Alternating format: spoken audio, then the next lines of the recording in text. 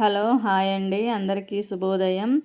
గోంగూర ఎండు రొయ్యలు ఎలా చేయాలో చూపిస్తా చూడండి. చాలా టేస్టీగా ఉంటుందండి, ఒకసారి ట్రై చేయండి. చిన్న రొయ్యలతో గోంగూర నా స్టైల్లో ఎలా చేస్తానో చూడండి. ముందుగా ఫ్రెష్గా ఉండే గోంగూర తీసుకోవాలండి. ఎర్ర గోంగూర తీసుకోవాలి, తెల్ల గోంగూర తీసుకోవద్దు. అలాగే రొయ్యలకి మూతులన్నీ తీసేసుకోవాలండి. ఆ మూతులతో వేయకూడదండి, అలా వేస్తే అంత కూర టేస్ట్ బాగోదు. ఈ మూతులన్నీ తీసేయాలి, కొద్దిగా వేయించుకొని మూతులు తీస్తే ఈజీగా వచ్చేస్తాయి. గోంగూర కూడా అంతా కట్ చేసి పెట్టుకోవాలి. రొయ్యలు కొంచెం వాటర్ వేసుకొని కడుక్కోవాలి. కడిగిన తర్వాత అలా నీట్గా కడిగి పక్కకు తీసి పెట్టుకోవాలి. ఒక బౌల్లో ఆయిల్ వేసుకొని కొద్దిగా జీలకర్ర,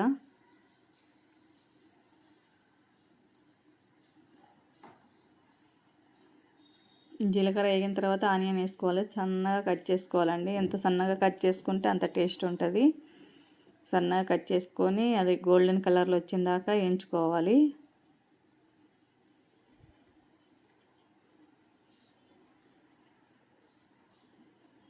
కొద్దిగా జీలకర్ర ఎక్కువ వేసుకోవాలి. ఆనియన్ మెత్తగా కట్ చేసుకోవాలి, మిక్సీలో వేసుకోవద్దండి, టేస్ట్ బాగోదు. సన్నగా కట్ చేసుకోవాలి.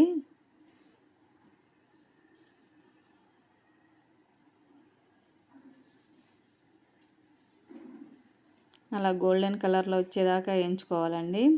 ఆ కలర్ రావాలి నేను చూపించే విధంగా.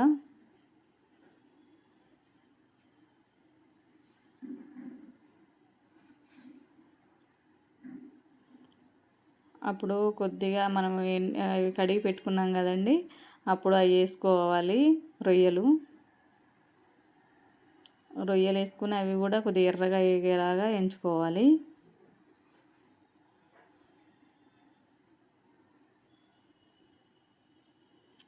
ఎర్ర వేగిన తర్వాత కొద్దిగా పసుపు,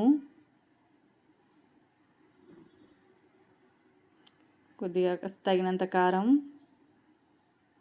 కొద్దిగా కారం ఎక్కువే పట్టుద్దండి, ఎందుకంటే పుల్లగా ఉంటుంది కదా గోంగూర. కొద్దిగా సాల్ట్ సరిపడా, కొద్దిగా కారం ఎక్కువ వేసుకోండి. నూనెలో బాగా మిక్స్ చేసుకొని పచ్చివాసన పోయేదాకా అలా వేయించుకొని వాటర్ వేసుకోవాలండి తగినంత. మనం తీసుకున్న ఆకు ఉడికే అంత తగినంత వాటర్ వేసుకోవాలి.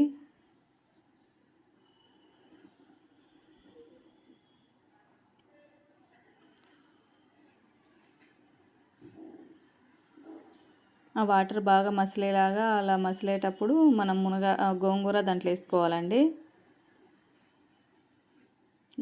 వాటర్ బాగా మసలాలి, మసలితేనే అప్పుడు గోంగూర వేసుకోవాలి. గోంగూర వేసుకుని బాగా మిక్స్ చేసుకోవాలి.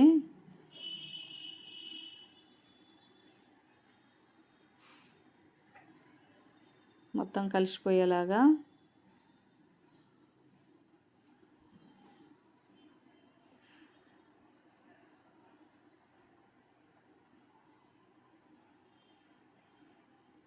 అలా అంతా బాగా మిక్స్ చేసుకోవాలి.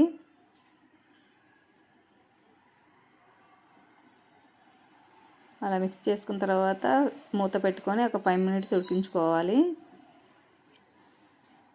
అప్పుడప్పుడు అలా మూత తీసి మనం కలుపుతూ ఉండాలి, లేదంటే అడుగంటుతుంది.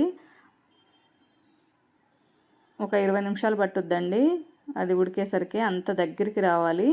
మనం 5 మినిట్స్కి ఒకసారి దాన్ని కలుపుతూ ఉండాలి, లేదంటే అడుగంటుతుంది కింద. అడుగు అంటనీయకుండా మనం 5 మినిట్స్కి ఒకసారి కలపెట్టుకుంటూ ఉండాలి కర్రీని. మళ్ళీ మూత పెట్టి మళ్ళీ ఒక 5 మినిట్స్ తర్వాత మళ్ళీ కలుపుతూ ఉండాలి. అలా దగ్గరికి రావాలండి కర్రీ మొత్తము. అలా రొయ్యలు అనేవి పైకి వస్తాయి. ఆకు మెత్తగా ఉడకాలి. ఇలా అడుగు అంటినప్పుడు మనం అడుగు అంటకుండా ఆయిల్ అంతా పైకి వచ్చేలాగా ఉడికించుకోవాలి.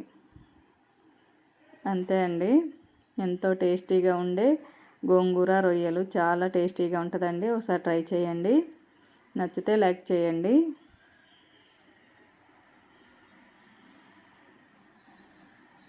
అలా కింద అడుగు మనం ఇట్లా అంటే ఆయిల్ పైకి రావాలి, అడుగు అంటకుండా ఉంటే అప్పుడు కర్రీ రెడీ అయినట్టండి. థ్యాంక్స్ అండి.